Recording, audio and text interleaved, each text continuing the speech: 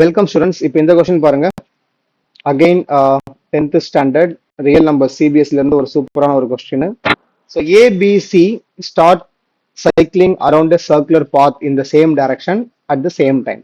So questions வந்து உங்களால் படிச்சு புரிஞ்சுக்க முடியும்னா நீங்களே வீடியோ பாஸ் பண்ணிட்டு புரிஞ்சுக்கோங்க. Don't wait for me to explain. சரியா? ஸோ இங்க they have mentioned that circumference of the path is 190 கொடுத்துருக்காங்க. 1980 கொடுத்துட்டாங்க. இது சர்க்கம்ஃபரன்ஸ். ஸ்பீட் ஆஃப் ஏ தனியா கொடுத்துருக்காங்க, speed of B they have given separately and speed of C given separately. They start from the same point. இதே மாதிரி ஒரு question நம்ம already video ஒன்று போட்டிருக்கோம். அதுல வந்து 2 பர்சன்ஸ் மட்டும் இருப்பாங்க. இங்க வந்து நமக்கு 3 பர்சன்ஸ் கொடுத்துருக்காங்க. அது ஒன்று தான் டிஃப்ரெண்ட்.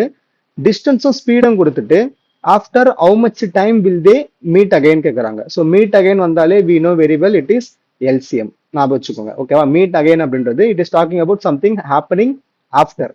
அப்போ ஹேப்பனிங் ஆஃப்டர் அப்படின்னா அது உங்களுக்கு டாக்கிங் அபவுட் த மல்டிபிள் தான். அப்போ மல்டிபிள்னும் போது லீஸ்ட் காமன் மல்டிபிள் எல்சிஎம் வந்து நம்ம போட போறோம். சரியா? பட் இங்க நம்ம ஆஸ் யூஷுவல் என்ன கண்டுபிடிக்கணும்? First time taken by ABC தனித்தனியா எழுதணும். அதுதான் நான் ஃபர்ஸ்ட் எழுத போறேன். So you can start writing time taken by A, அதே மாதிரி time taken by B and then time taken by C எழுதணும். சரியா? டைம் டேக்கன் பை ஏ வந்து எவ்வளவு? உங்களுக்கு டைமுக்கான ஃபார்முலா என்ன? Time is equals to distance by speed. So I can write 1980 divided by உங்களுடைய ஸ்பீட் ஆஃப் ஏ எவ்வளோ? 330. சரியா? அதே மாதிரி சேம் 1980 பி உடைய ஸ்பீடு எவ்வளவு? 198. நெக்ஸ்ட் சேம் 1980 சி உடைய ஸ்பீடு எவ்வளவு? 220. ஸோ இதை நான் சால்வ் பண்ணா எல்லாருடைய டைம் எனக்கு கிடைச்சிரும். சரிங்களா? ஸோ ஃபர்ஸ்ட் நீங்க கேன்சல் பண்ணீங்கன்னா யூ வில் கெட் 6 minutes கிடைக்கும்.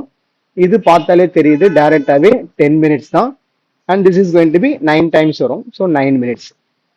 இப்போ after how many minutes if they meet together அப்படின்னா I need to find LCM. சரியா? So start finding LCM now. LCM of 6, 10, 9.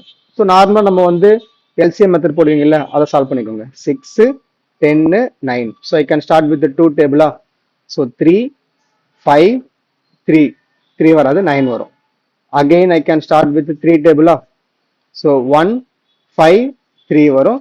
So again நீங்கள் 3 5 காமன் எடுத்துக்கலாம். ஸோ 1, 5, 1 கிடைக்கும். And then 5 எடுத்தீங்கன்னா it is going to be 1, 1, 1. So LCM வந்து உங்களுக்கு என்ன கிடைக்குது? Multiply all the numbers. 2 into 3 into 3 into 5. So 5 2s are 10, 3 3s are 9. Therefore your answer is 90 minutes. Or you can write it is 1/2 an hour எழுதலாம். So இது word problem பண்றதால final answer you should write only description. எப்படி எழுதணும்? நீங்க after 1.5 an hour they all will meet together அப்படின்ற மாதிரி நீங்க final ஸ்டேட்மெண்ட்டை டிஸ்கிரிப்ஷன்ல எழுதி முடிச்சிருங்க. புரியுதா? எக்ஸ்பிளேஷன் புரிஞ்சுதா? ஸோ எதுக்காக எல்சிஎம் கண்டுபிடிக்கிறோம்னு புரியுதா?